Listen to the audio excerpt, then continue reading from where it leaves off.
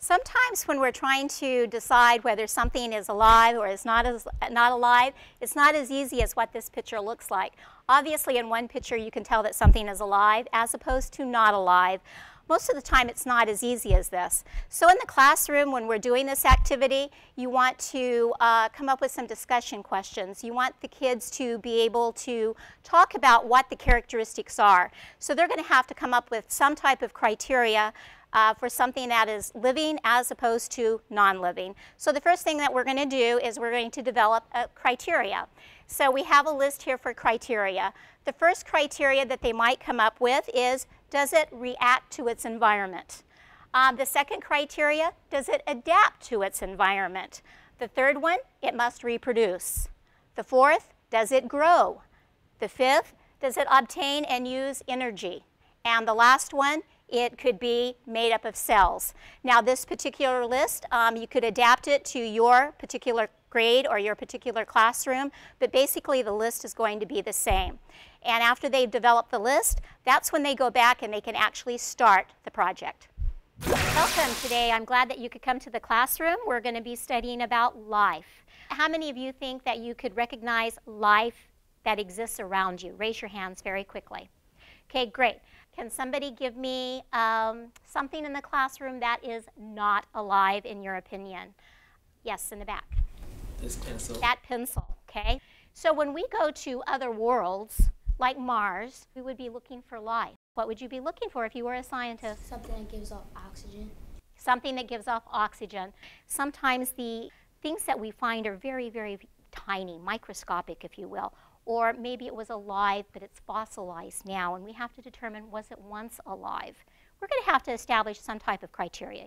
On the board behind me, you see some definitions or criteria of life that we're going to be using in this particular activity or experiment that you're going to be doing in just a moment. Hi, now each one of you has been given 3 samples in front of you. No one knows if there is life or not in any of those samples. It is your assignment to determine, using the criteria on the board behind me, if there is any type of life that exists in any one of those samples. You've just seen the students introduced to the lesson. Now these are the materials that you'll need for your classroom. A beaker, magnifying lens, scissors, teaspoon, Alka-Seltzer, active dry yeast, sugar, and sand, both coarse and fine grain. They're also going to need some paper towels for the classroom to clean up any of the spills. We also have a couple of student recording sheets here. All the observations that the students see in the classroom should be recorded on their recording sheets for future reference. What we're going to do with the fine-grained and the coarse-grained sand is we're going to mix them in equal increments in beakers A, B, and C. Now all of the mixing should take place before the students arrive in the classroom because we don't want them to know what's actually inside the beaker. So again, we're going to fill them about 1/4 of the way full with the sand, and then we're going to take 5 milliliters of sugar, and we're going to mix those in beakers A, B, and C. And then for beaker B, what we're going to be doing is we have a little package of active dry yeast here. We're going to open that up and we're going to put it in beaker B, and we're going to mix it up nicely so the students can't actually see the sugar or the active dry yeast.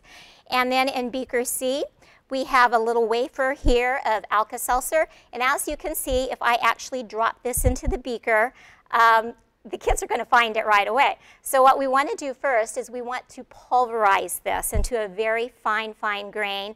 And then once it's pulverized, we're going to put it in beaker C, and then we're going to mix that up so the students have a hard time identifying any of the ingredients here. So let's return to the classroom right now and find out how the students handled the first part of the experiment.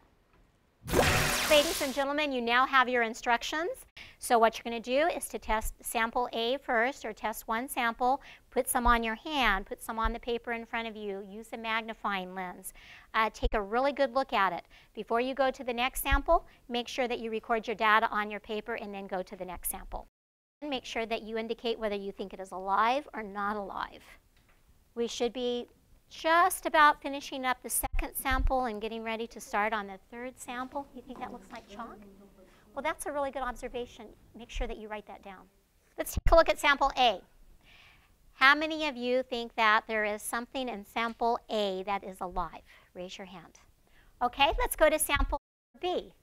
How many of you think that life exists in sample B? Raise your hands. Okay, let's go to sample C. How many of you think that there is life in sample C? What I am hearing you say is that you have actually no proof that anything is alive in any of these samples, but what you are saying is that maybe things in these samples are an indication that life exists in that environment. Is that what I'm hearing? The students just looked at the dry samples in the classroom. Now let's see what happens next. Okay, what we're going to do with the samples now is after the students analyzed what they saw, they did their observations, they recorded their data, they came to a consensus that there was not any life that they could observe in samples A, B, or C at this time. Although a couple of students did indicate that they thought that maybe life could exist, you know, in some form in this material, they just did not see it. So what we're going to do now is we're going to go into the second part of the experiment here, and we're going to add some tepid water into beaker A, and we're just going to put enough water in there that it barely covers the soil. The students are going to pick up their magnifying lens and they're going to observe the reaction that's taking place in beaker A. And as you can see, there's not a lot going on there. Okay? After the students record their data there, they're going to go on to beaker B and they're going to do the same thing. We're going to add just enough water to cover the sample, and they're going to be watching this, and first thing that they'll probably notice is that it did change color, which is a sign of a chemical reaction.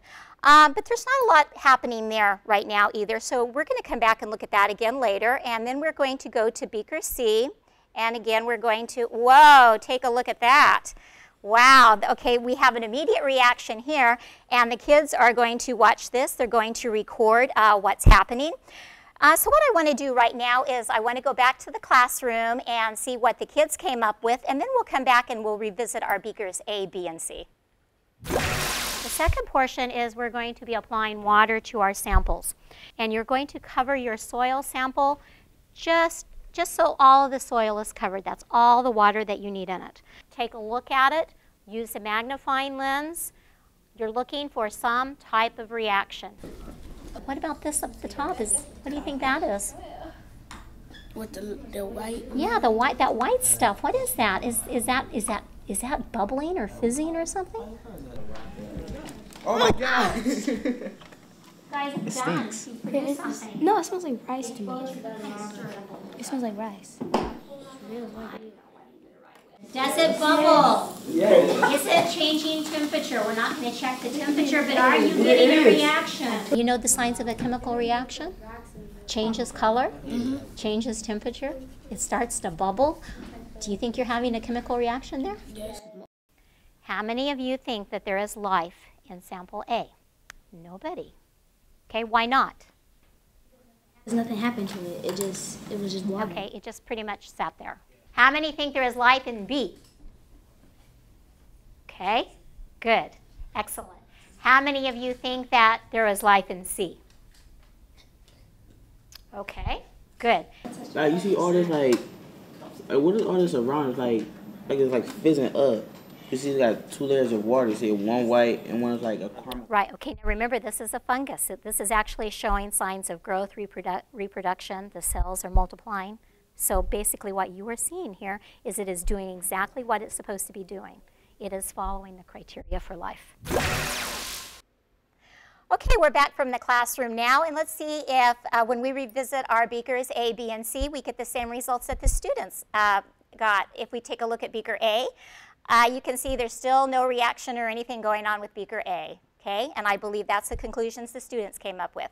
If we take a look at beaker B, as you can see, there is some major reaction going on here. Okay, definitely something happening in this particular beaker, and I believe that's also what the kids recognized in the classroom. Beaker C, even though there was a reaction in the beginning, it has stopped. And if there was true life going on here, if there was true type of reaction going on here, it would not stop. It would be continuing. So consensus is that life exists only in beaker B. Okay? So what we're going to do now after this is we're going to move on to our extensions and our resources.